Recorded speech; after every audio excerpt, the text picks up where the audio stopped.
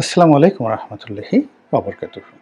সম্মানিত দর্শক, বিএনপির নেতৃবৃন্দ অনেকেই আওয়ামী লীগের যে নির্বাচনে অংশগ্রহণ এবং আওয়ামী লীগের রাজনীতি করার অধিকার এবং আওয়ামী লীগকে নিষিদ্ধ করার বিষয়ে যে বক্তব্য দিচ্ছেন তা বর্তমানে যারা ক্ষমতায় রয়েছেন সমন্বয়ক তাদের অনেকেরই পছন্দ হচ্ছে না।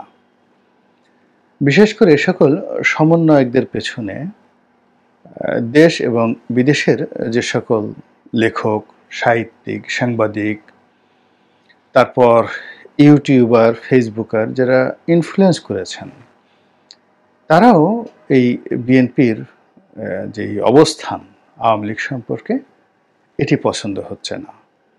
তাদের সকলেরই অভিমত যে সমন্বয়করা যেভাবে চাচ্ছে একইভাবে বিএনপির জোর গলায় বলা উচিত আওয়ামী লীগ একটা মন্দ দল, এই দলটিকে নিষিদ্ধ করা হোক। ২ নম্বর হলো যে এই দলের যারা নেতাকর্মী রয়েছে তাদেরকে দেশ ছাড়া করা হোক এবং বাংলাদেশ হবে আওয়ামী লীগ মুক্ত, শেখ পরিবার মুক্ত এবং শেখ মুজিব মুক্ত। এরকম যারা কট্টর চিন্তাভাবনা করে আসছেন এবং তাদের সেই চিন্তাভাবনার কারণও আছে। এর কারণ হলো তারা আওয়ামী লীগ দ্বারা অনেক ক্ষতিগ্রস্ত হয়েছেন।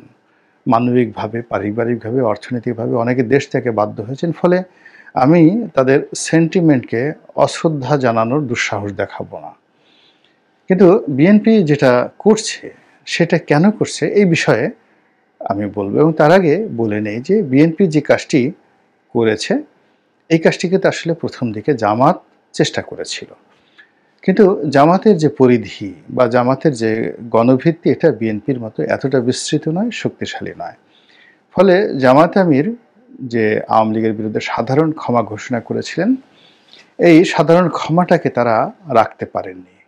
ফলে তারা খামোশ হয়ে গিয়েছেন। সমালোচনাকারীদের ভয়ে তারা আর এখন আওয়ামী লীগ নিয়ে কোনো কথাবার্তা বলছেন না এবং অতি সম্প্রতি শুধুমাত্র ইঙ্গিতে এটি কথা বলার চেষ্টা করেছেন জামাতের আমির যে এসব বারবার শুধু ফ্যাসিস্ট যে গালাগালি এইগুলো ভালো না, রাজনীতি করার অধিকার সবারই রয়েছে, এরকম আকার ইঙ্গিতে যে কথাগুলো বলার চেষ্টা করেছেন সেটাকে নিয়েও কিন্তু প্রচুর সমালোচনা হচ্ছে। এখন যারা টগবগে রক্ত নিয়ে বিপ্লব করেছেন তরুণ বন্ধুরা, তারা কেন এই জামাতের এই বক্তব্য কিংবা বিএনপির এই বক্তব্য সমর্থন করছেন না এটি তারা স্পষ্ট করে বলার চেষ্টা করছেন এবং তাদের একটা একেবারে বলতে গেলে জিহাদি মনোভাব যে যাদের বিরুদ্ধে লড়াই করেছি, যাদের বিরুদ্ধে রক্ত দিয়েছি তাদের সঙ্গে তো রাজনীতি হতে পারে না। এটি হলো প্রথম কথা। দ্বিতীয় কথা হলো যে জামাত এবং আওয়ামী লীগ যাই করুক না, বিএনপি আওয়ামী লীগ যাই করুক না কেন, তাদের স্বপ্ন যেহেতু তারা একটা বিজয় লাভ করেছে, ফলে এই বিজয়ের সুফল তারা যে কোনো মূল্যে ভোগ করবেন, ফলে এই চাপটাটা এখানেই থাকুক। দ্বিতীয় যে অংশটি সেটি হলো বিএনপি বা জামাত তারা কেন আওয়ামী লীগকে রাজনীতির মাঠে চাচ্ছে। এর কারণ হলো অতীত থেকে তারা শিক্ষা দিয়েছে বিভিন্ন সময়। যেমন ধরুন শহীদ প্রেসিডেন্ট জিয়াউর রহমান, তিনি যেই সময়টিতে এলেন ক্ষমতাতে তখন আসলে আওয়ামী লীগের অবস্থা দুরবস্থা এখনকার চাইতে আরও বেশি ছিল বাকশালের কারণে এবং স্বাধীনতা উত্তর পরবর্তী বাংলাদেশে জাসদের কর্মকাণ্ড, বঙ্গবন্ধুর যারা ঘনিষ্ঠজন তাদের অনেক অপকর্ম, আওয়ামী লীগের একটার পর একটা ভুল, আন্তর্জাতিক চক্রান্ত, ভারতের চক্রান্ত সব মিলিয়ে আপনি বোঝার চেষ্টা করুন যে ৭৫-এর ১৫ আগস্টের সেই নির্মম হত্যাকাণ্ডের পর ইত্তেফাকের যে ব্যানার হেডলাইন থেকে শুরু করে অন্যান্য সব পত্রিকায় ব্যানার হেডলাইন হয়েছিল যে স্বৈরাচার নয় ফেরাউন মুক্ত হলো দেশ। এরপর ঢাকার রাজপথে মিষ্টির বন্যা বয়ে গিয়েছিল, কোনো দোকানে মিষ্টি ছিল না এবং আওয়ামী লীগের যারা লোকজন ছিলেন তাদের বহুদিন ধরে প্রায় বছরখানেক ধরে অনেকে তাদের জানাজা পর্যন্ত পড়াতে চাইতো না গ্রামের লোকজন। তো সেই তুলনায় এই ২০২৪ সনে এত বড় বিপ্লবের পরেও কোনো রক্তারক্তি হয়নি এবং আওয়ামী লীগের কোনো লোককে গণপিটুনি দিয়ে মেরে ফেলা হয়নি, একটা লোককে ক্রস ফায়ার দেওয়া হয়নি, বেয়োনেট দিয়ে খুঁচিয়ে কারো চোখ উঠিয়ে ফেলা হয়নি, অনেককে পালানোর সুযোগ দেওয়া হয়েছে, অনেকে পালিয়ে গিয়েছেন এবং অনেকে প্রায় ৮০০ জনের মতো শীর্ষ আওয়ামী লীগের নেতা, কর্মী, আমলা-কামলাদেরকে নিরাপত্তা দেয়া হয়েছে। এটা হলো বাস্তবতা। এবং আওয়ামী লীগের সেই 35% যারা লোকজন রয়েছেন তারা এখন এই জনপদে এখনো সুস্থ অবস্থায় আছেন। হয়তো হাক ডাক দিতে পারছেন না, জয় বাংলা, জয় বঙ্গবন্ধু বলতে পারছেন না, কিন্তু তারা কিন্তু টিকে আছেন। তো এই টিকে থাকার কারণটা কি? এটার যে পলিটিক্যাল গুরুত্ব, এটা কিন্তু বিএনপির পক্ষে বা জামাতের পক্ষে বোঝা সম্ভব, তরুণদের পক্ষে বোঝা সম্ভব নয়। তো যেটা বলছিলাম যে আওয়ামী লীগের এখনকার অবস্থার চাইতে আরও ১০০ গুণ বা ১০০০ গুণ দুরবস্থা সৃষ্টি হয়েছিল ৭৫-এর ১৫ই আগস্টের পর। এবং সেই পরিস্থিতিতে একটা মিলিটারি গভর্নমেন্ট আসলো, সামরিক শাসন। এবং তা আবার যেন তেন নয়, প্রেসিডেন্ট জিয়াউর রহমানের সামরিক শাসন। এবং তাকে যারা সাহায্য করলেন ওই মুহূর্তে, বাংলাদেশের একেবারে শীর্ষ রাজনীতিবিদ, দার্শনিক, ইউনিভার্সিটির শিক্ষক, এবং তাদের যে মান সেটি সর্বভারতীয় রাজনীতির সঙ্গে, সাহিত্যের সঙ্গে, শিল্পের সঙ্গে সামঞ্জস্যপূর্ণ। এখন আপনি চিন্তা করুন, তখন কবি আল মাহমুদ সাহেব ছিলেন, কবি শামসুর রহমান সাহেব ছিলেন, আহমেদ হুমায়ুন সাহেব ছিলেন, আতাউর রহমান সাহেব ছিলেন, কনরেড মোমিনুর সিং ছিলেন, খন্দকার মুশতাক ছিলেন, আরও অনেক প্রাজ্ঞ রাজনীতিবিদ যারা ৫০-এর দশক থেকে সর্বভারতীয় রাজনীতি করেছেন। তো এবং এই মানুষের প্রায় সবাই শহীদ প্রেসিডেন্ট জিয়াউর রহমানকে সাহায্য করেছেন, পরামর্শ দিয়েছেন, এবং তাদের পরামর্শেই কিন্তু প্রেসিডেন্ট জিয়াউর রহমান খুব কৌশলে ডিজিএফআইয়ের মাধ্যমে, এনএসএর মাধ্যমে কর্নেল উসমানীকে কনভিন্স করে তাকে আওয়ামী লীগের দিকে ঠেলে দিয়েছিলেন। এবং আওয়ামী লীগকে অর্গানাইজ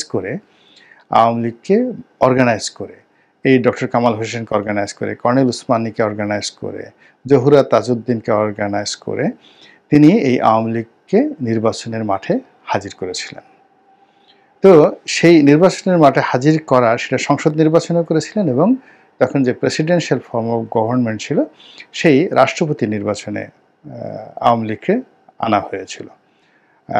এবং একবার কর্নেল উসমানীকে আনা হয়েছিল প্রেসিডেন্ট পদে, আর একবার ডক্টর কামাল হোসেনকে আনা হয়েছিল। এবং আমি খুব ছোট ছিলাম, তারপরে এই দুটো নির্বাচনই দেখার সুযোগ হয়েছিল, এবং সেই সময়টাতে আওয়ামী লীগ কিন্তু বিপুল ভোট পেয়েছিল, জয়লাভ করেনি কিন্তু বিপুল ভোট পেয়েছিল, এবং সংসদেও তারা অনেক বিরাট রিপ্রেজেন্টেশন ছিল। এখন বক্তব্য হলো যে ওই মুহূর্তে প্রেসিডেন্ট জিয়া, তিনি তো সরাসরি ভারতের একেবারে গুড বুকে ছিলেন, এবং ভারত তাকে সর্বরকম সহযোগিতা করেছে, যেটি এখন ইউনিট সরকার পাচ্ছে না। তারপরেও কেন আওয়ামী লীগকে তার দরকার ছিল? তো সেই যে অভিজ্ঞতা, সেই অভিজ্ঞতাকে এখন বিএনপি কাজে লাগাতে চাচ্ছে, নাম্বার 1। নাম্বার 2 হলো যে আওয়ামী লীগ যে ভুল করেছে, জামাতকে রাজনীতির বাইরে রাখার চেষ্টা করেছে, বিএনপিকে নির্বিষ করার চেষ্টা করেছে, এবং তিনটি নির্বাচন এই বিএনপি এবং জামাত ছাড়া করে এই যে দলটি, যারা আমেরিকার একেবারে ব্ল্যাঙ্ক চেক নিয়ে রাজনীতি করেছে 14 থেকে একেবারে 24 পর্যন্ত, বাইরে আমেরিকার যত চরিত্র দেখেন সেগুলো হলো জাস্ট কূটনৈতিক, ডিপ্লোম্যাটিক, যাকে বলা হয় কৌশল, কিন্তু তলে তলে তারা সবাই আওয়ামী লীগকে সহযোগিতা করেছে। তো সেই আওয়ামী লীগকে সহযোগিতা করেছে, তারপরে শেষে ভারত, যাকে বলা হয় একেবারে, যাকে বলা হয় উদগ্র এবং উলঙ্গ, এই দুটো যাকে বলে সিমটম ব্যবহার করে তারা আওয়ামী লীগকে ক্ষমতা রাখার, ক্ষমতা নেওয়ার জন্য যত রকম ছল বল কৌশল করেছে।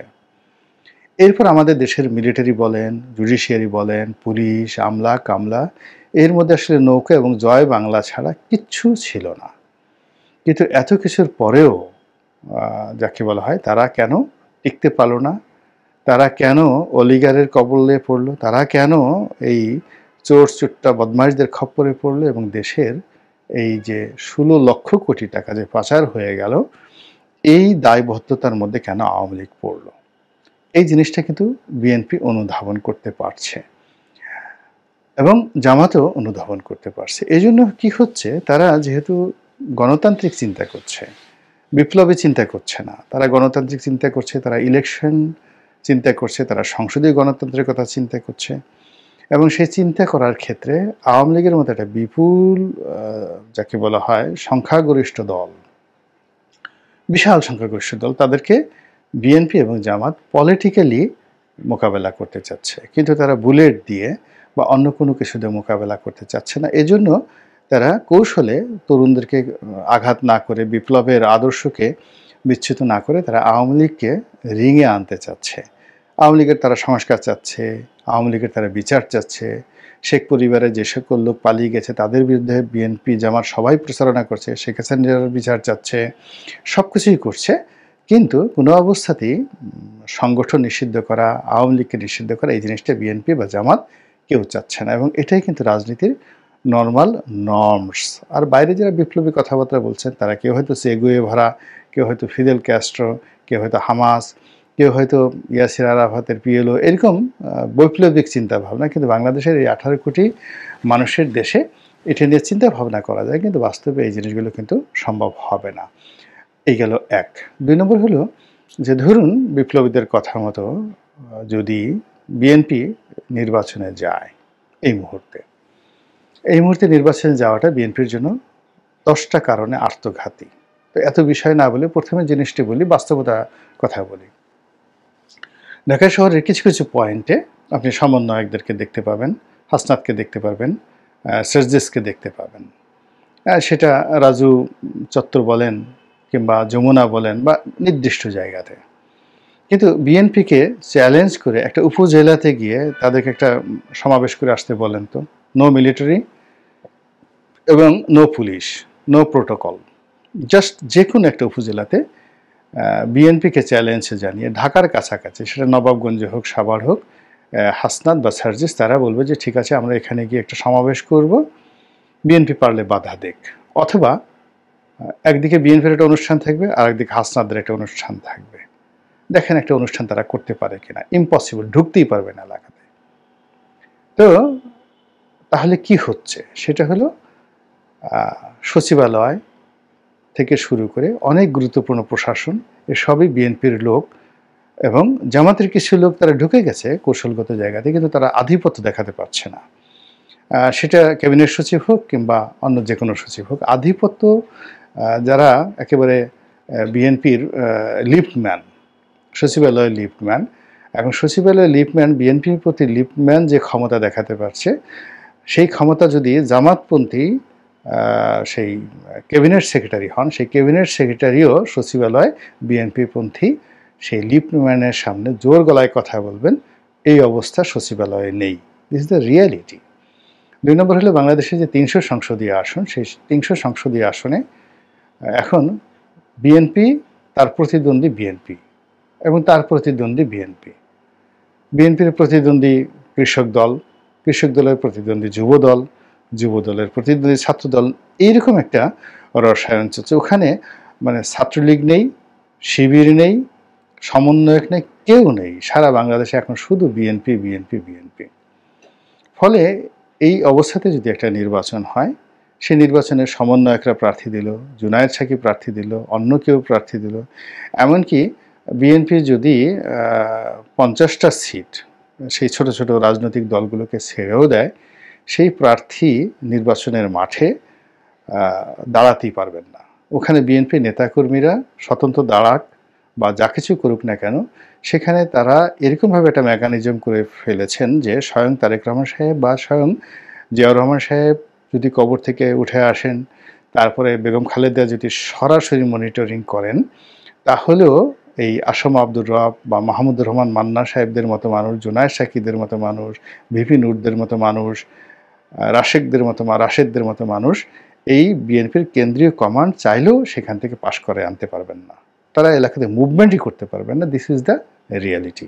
ফলে কি হলো, ভোট কেন্দ্রে ভোটার আসুক বা না আসুক, সব আসনেই বিএনপির লোকজন জয়লাভ করবে। চেয়ারম্যান, মেম্বার, উপজেলা পরিষদ, জেলা পরিষদ থেকে শুরু করে এমপি, সব জায়গাতে সব জায়গাতে শুধু বিএনপি বিএনপি এবং বিএনপি। এবং এটা বিএনপির জন্য যে কত বড় ভয়ঙ্কর একটা পরিণতি ডেকে নিয়ে আসবে, এবং সেই সরকার সর্বোচ্চ 6 মাস থেকে 7 মাস তারা টিকতে পারবে। এরপরে আইদার মিলিটারি কু হবে, অথবা ছাত্ররা আবার রাজপথে নামবে, আবার আওয়ামী লীগ ঢুকে পড়বে, হাজার রকম সমস্যা। এটা বিএনপি বুঝতে পারছে। কেন বুঝতে পারছে? 2018 সনে শেখ হাসিনা আসলে ওভাবে রাতের ভোট হোক শেখ হাসিনা চাননি, কিন্তু এমন ঘটনা ঘটেছে যেটা তার নিয়ন্ত্রণে ছিল না। আবার 2009 সনে যে নির্বাচন হয়েছে, ভারত কিন্তু এটা একটা সাজানো নির্বাচন 2009 সনে, এটা আমরা এখন বলছি, বিএনপি সবসময় বলছে। তো সেখানে সবাই চেয়েছে যে ঠিক আছে 200 সিট থাকুক আওয়ামী লীগের, 100 সিট বিএনপির থাকুক, বা 150 160 সিট থাকুক, 2009-এর কথা বলছি, সেটা হোক।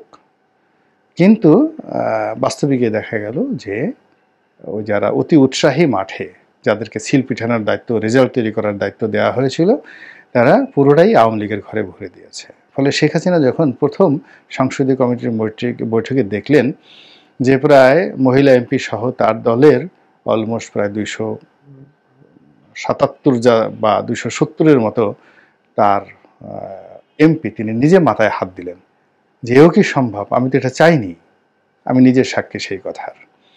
আবার 2014 সনে তিনি কিন্তু খুব ভীত সন্ত্রস্ত হয়ে পড়েছিলেন এবং তিনি নির্বাচনের ঠিক আগের মতোই 15 ফেব্রুয়ারির যে বিএনপি নির্বাচন, সেই নির্বাচনের মতোই তিনি আরেকটা তড়িঘড়ি করে নির্বাচন দেওয়ার ব্যাপার দৃঢ় প্রতিজ্ঞ ছিলেন। কিন্তু আফটার 2 মান্থস, 3 মান্থস, 4 মান্থস এই যে আমলাতন্ত্র তাকে বুঝিয়েছে যে দরকার নেই। ফলে এই জিনিসটি প্রলম্বিত করে করে 2018 সনে যে ঘটনা ঘটেছে বা 2024 সনে তিনি আসলে এভাবে চাননি, কিন্তু পুরো সিস্টেম তাকে সেই জায়গাতে নিয়ে গেছে, পতনের দিকে নিয়ে গেছে। তো এরকম হয় কি, এখন যেমন ডক্টর মোহাম্মদ ইউনূস ক্ষমতায় আছেন, তিনি ইচ্ছা করলে এখান থেকে বেরোতে পারবেন না, তিনি ইচ্ছা করলে পদত্যাগ করতে পারবেন না, তিনি ইচ্ছা করলে দেশ ছেড়ে চলে যেতে পারবেন না। এটা ওয়ান ওয়ে ট্রাফিক। তো বিএনপি এই যে রাজনীতির যে মেরুকরণ, রাজনীতির যে পরিণতি, ইভেন জামাত রাজনীতির মেরুকরণ পরিণতি তারা বুঝে, এবং বোঝার জন্যই তারা সময় নিয়ে, ধৈর্য নিয়ে একটি রাজনৈতিক কালচার করে, সংস্কৃতি তৈরি করে, সমাজটাকে কুল করে তারা একটা নির্বাচনে, ইনক্লুসিভ নির্বাচনে তারা যেতে চাচ্ছে। আদারওয়াইজ এই যে এখন দেখুন ওয়েস্ট মানে পশ্চিমা দেশগুলো, যারা ইউনূসের নামে পাগল ছিল, এই তারা ওই দিন 3 মাসের মধ্যে এখন তাকে মানবাধিকারের কাহিনী শোনাচ্ছে, তাকে ক্রস ফায়ারের মানে কেন হচ্ছে, বিচার বহির্ভূত হত্যাকাণ্ড কেন হচ্ছে, মব জাস্টিস কেন হচ্ছে, ছাত্রলীগ কেন নিষিদ্ধ হলো, এই সমস্ত বিষয়গুলো জিজ্ঞাসা করছে। তো ইনূস সাহেবের যদি এই অবস্থা হয়, তারেক রহমান সাহেবের অবস্থা, মির্জা ফখরুল সাহেবের অবস্থা আরও কত খারাপ হতে পারে যদি তারা এই যে তরুণদের কথা মতো গিয়ে একতরফা নির্বাচনে যায়। তো কাজেই বিএনপি যা কিছু করছে এটা নিয়ে আপনি দ্বিমত প্রকাশ করুন, কিন্তু কোনো অবস্থাতেই বিএনপিকে প্রভোগ করবেন না। প্রভোগ করলে কিন্তু পুরো দেশটাই আবার আমরা মারাত্মক আর একটা নতুন বিপদ এবং বিপত্তির দিকে আমরা নিয়ে যাব। আল্লাহ আমাদের সবাইকে হেদায়েত দান করুন এবং হেফাজত করুন। আসসালামু আলাইকুম ওয়া রাহমাতুল্লাহি ওয়া বারাকাতুহু।